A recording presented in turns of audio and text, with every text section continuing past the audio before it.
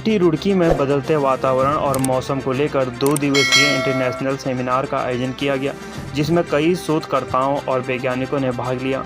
इस दौरान कई विषयों पर चर्चा हुई और सुझाव भी मांगे गए। सेमिनार का मुख्य उद्देश्य रहा ग्लोबल वार्मिंग को लेकर। आज वैज्ञानिक चिंतित हैं। उन्होंने कहा कि कुछ समय की बारिश भी आपदाओं का रूप ले रही है। साथ ही इन आपदाओं से कैसे निपटा जा सकता है, इसको लेकर पहले से तैयार रहना होगा, जिसे जान माल के नुकसान से बचा जा सके। आईआईटी के निदेशक ए.के. चतुर्वेदी का कहना है कि उम्मीद है कि इस कॉन्फ्रेंस के जरिए आपदाओं से निपटने के लिए कुछ अच्छे व्यावहारिक सुझाव मिलेंगे।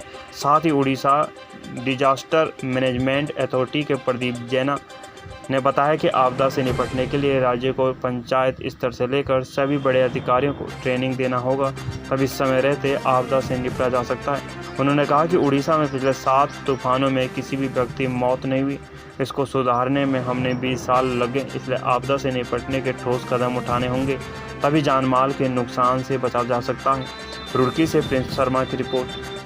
ये कॉन्फ्रेंस जो हो रही है, ये जो पर्यावरण परिवर्तन में के कारण से जो डिजास्टर्स होती है, जैसे चक्रवात तूफान हो या बाढ़ हो या हीट वेव या सूखा या लैंडस्लाइड, ये सब के ऊपर 2 तरीका का ये है। पहले तो जितना ज्ञान होना चाहिए प्रशासन के पास, ये ज्ञान वैज्ञानिक लोग ने देना है, टेक्नोलॉजिस्ट लोगों को देना है। तो ये जो 2 दिन का इवेंट है, इसमें उसके ऊपर काफ़ी चर्चा है। बहुत सारे एक्सपर्ट्स हैं जो फोरकास्टिंग और मॉडलिंग के ऊपर प्रेजेंटेशन करेंगे। जो हमको अगर इन्फॉर्मेशन मिल जाएगा, सही इन्फॉर्मेशन मिल जाएगा, टाइमली मिलेगा कि क्या होना जा रहा है, कहाँ होने जा रहे हैं, तब फिर प्रशासन क्या कर सकता है कि वो अच्छे से प्रिपेयर कर सकती है और जो वो लाइफ लॉस जो होती है उससे कोशिश करेंगे बचाने के लिए।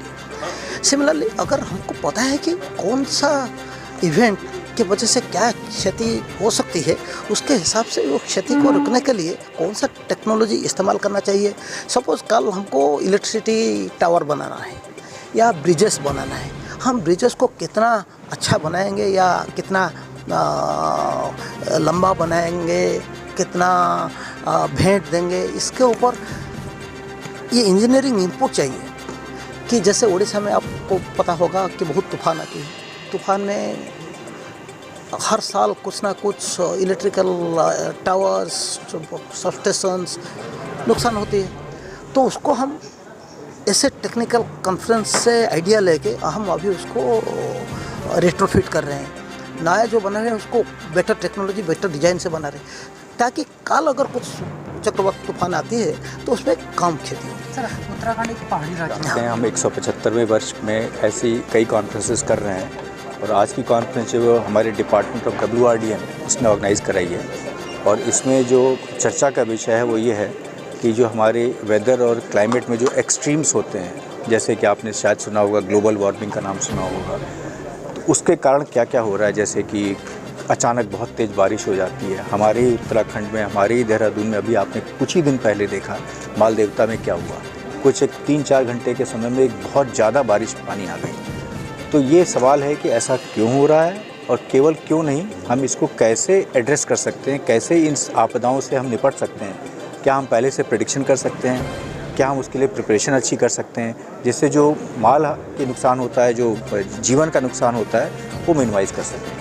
तो इसीलिए ये बहुत ही महत्वपूर्ण कॉन्फ्रेंस है और 2 दिन तक इस पर चर्चा होगी और उम्मीद करते हैं कि हम लोग कुछ अच्छे सुझाव लेके आएंगे जो कि व्यावहारिक होंगे और जो कि कुछ ज़मीनी में हरकत में कुछ बदलाव भी ला सकेंगे।